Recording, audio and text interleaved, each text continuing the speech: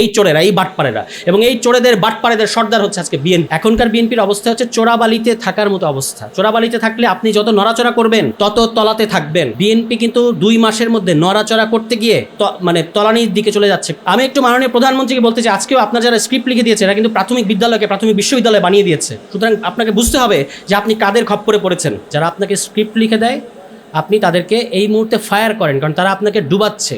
কিভাবে ডুবাচ্ছে আপনি যেটা বুঝতে পারছেন না। যে পাচার এবং লুটপাট বিরোধী একটা অধ্যাদেশকে তারা পাচার এবং লুটপাট সহায়ক একটা আইনে পরিণত করেছে। এই হলো বিএনপি। ওই যে তারা একটা কথা বলে যে আঙুলের কালি মোছার আগেই ফ্যামিলি কার্ড বিতরণ শুরু হয়েছে, কৃষক কার্ড বিতরণ শুরু হয়েছে। আসলে আঙুলের কালি মোছার আগেই তারা গণভোট মুছে দিয়েছে, সংস্কার মুছে দিয়েছে, জুলাই সনদকে মুছে দিতে চাচ্ছে। এটাই হচ্ছে এখনকার বিএনপি। আমরা অনেক সমালোচনা করলাম, প্রধানমন্ত্রী কেন কথা বলেন না পার্লামেন্টে ইত্যাদি। মাশাআল্লাহ গতকালকে উনি কথা বলেছেন। এবং এখন উনি তো আমাদের দেশের প্রধানমন্ত্রী, আমি শুধু এতটুকু বলতে চাই, আপনার প্রতি আহ্বান জানাতে চাই। আপনার তো অনেক উপদেষ্টা আছেন, শুনেছি বিভিন্ন বিশ্ববিদ্যালয়ের অধ্যাপক, তাদেরকে আপনি অর্থনীতি বিষয়ক, অমুক বিষয়ক, তমুক বিষয়ক উপদেষ্টা করেছেন। আপনি একজন ইতিহাস বিষয়ক উপদেষ্টাও নিয়োগ দেন।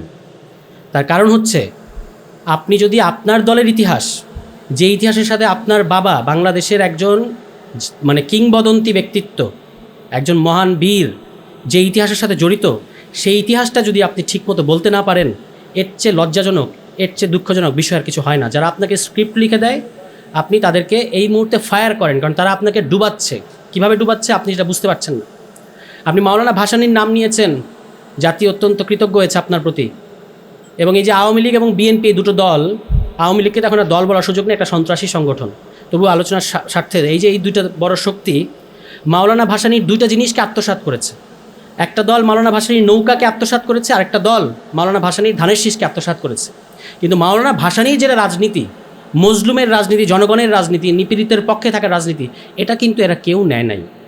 কারণ আপনারা জানেন যে মাওলানা ভাসানীকে আমরা বলি মজলুম জননেতা, কিন্তু এই দুটো দলের কারোর মধ্যেই কিন্তু আওয়ামী লীগ তো প্রশ্নই আসে না। এই বিএনপি অনেক ছলচাতুরি, এতক্ষণ আলোচকরা বললেন যে প্রতি পদে পদে কীভাবে বাংলাদেশের মানুষ তাদেরকে পুরস্কৃত করেছে, আর তারা কীভাবে বাংলাদেশের মানুষকে বারবার খাদের মধ্যে নিয়ে গেছে। এবং এখনকার বিএনপির যে অবস্থা, এখনকার বিএনপির অবস্থা হচ্ছে চোরাবালিতে থাকার মতো অবস্থা। চোরাবালিতে থাকলে আপনি যত নড়াচড়া করবেন তত তলাতে থাকবেন। বিএনপি কিন্তু 2 মাসের মধ্যে নড়াচড়া করতে গিয়ে তলানির দিকে চলে যাচ্ছে। কোথায় গিয়ে শুধু তো তারা যদি তলিয়ে যেত আলহামদুলিল্লাহ, আমাদের কোনো অসুবিধা ছিল না। বাংলাদেশকে নিয়ে তারা তলানির দিকে যাচ্ছে।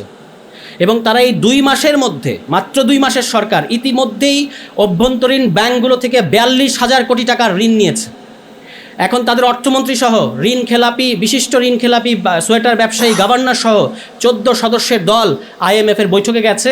তাদের আরও $300 কোটি ঋণ দরকার। প্রধানমন্ত্রী তাদের উন্নয়ন সহযোগীদের কাছ থেকে $2 বিলিয়ন ঋণ চেয়েছেন। কেন?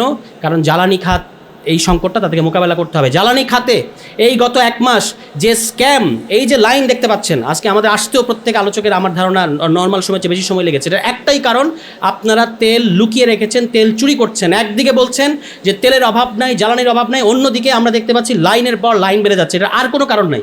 কারণ হচ্ছে আপনাদের পলিটিক্যাল সিন্ডিকেটের মধ্যে থাকা যে সমস্ত বাটপার এবং চোররা আছে, তারা এই তেল লুকিয়ে রেখেছে, আর কোনো কারণ নাই। এবং এই লুকিয়ে রাখার ফলে বাংলাদেশের মানুষের কি চরম ভোগান্তির দিকে আপনারা নিয়ে গেছেন। আপনারা বলছেন আগামী 2 মাস পর্যন্ত নাকি তেলের কোনো ঘাটতি নাই। তাহলে এই লাইন লম্বা থেকে লম্বা হচ্ছে কেন? একদিক থেকে গত মাসে অকটেন যা ছিল, এই মাসে অকটেনের মজুদ আমাদের বেড়েছে, তারাই বলতেছেন, এই তথ্য আমাদেরকে দিচ্ছেন। অন্যদিকে লাইন বেড়ে যাচ্ছে। এর কারণ হচ্ছে, যদি কোনো তৃতীয় বা আন্তর্জাতিক কোনো তদন্ত সংস্থা দ্বারা আপনারা তদন্ত করে দেখেন, গত 1-1.5 মাসে এই স্ক্যাম পরিচালনা করে তারা হাজার হাজার কোটি টাকা এই মার্কেট থেকে উঠিয়ে নিয়ে গেছে। এই চোরেরা, এই বাটপাড়েরা, এবং এই চোরেদের বাটপাড়েদের সর্দার হচ্ছে আজকে বিএনপি। মুখে তারা যতই সুশীল কথা বলো, কিন্তু মূলত হচ্ছে তারা এই জ্বালানি খাতটাকে ব্যবহার করে, এই সংকটটাকে ব্যবহার করে আসলে লুটপাট করছে।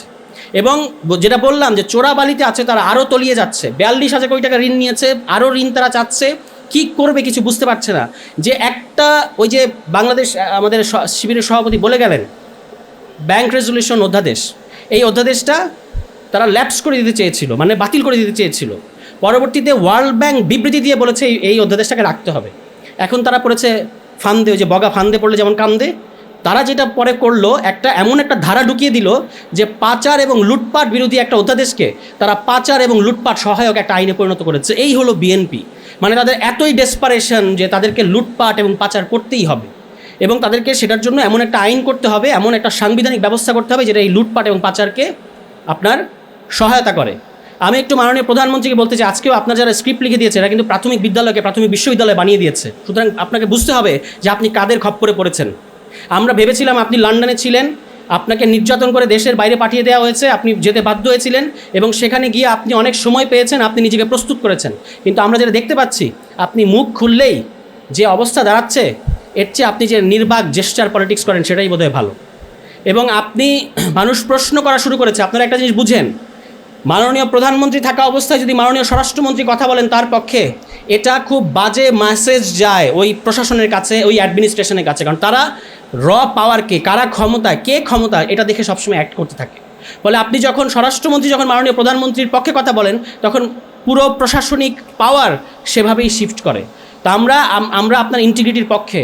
আমরা চাই না বাংলাদেশে বিএনপি তার কোনো ধরনের পতন ঘটুক, কিংবা বিএনপির যে আজকে যে অবস্থা, সেই অবস্থায় বাংলাদেশকে নিয়ে তারা এর আগে আপনারা 2বার বাংলাদেশকে সংকটের মুখে ঠেলে দিয়েছেন। আমরা চাই আপনারা সুশাসন নিশ্চিত করেন। এই ফ্যামিলি কার্ড এবং এই পরিবার, আরেকটা যেন কি ওই ফ্যামিলি কার্ড, আরেকটা হলো কৃষক কার্ড, এই কৃষক কার্ডের গিমিক রাজনীতি বাদ দেন দয়া করে। এগুলো হচ্ছে না, কিছু হচ্ছে না।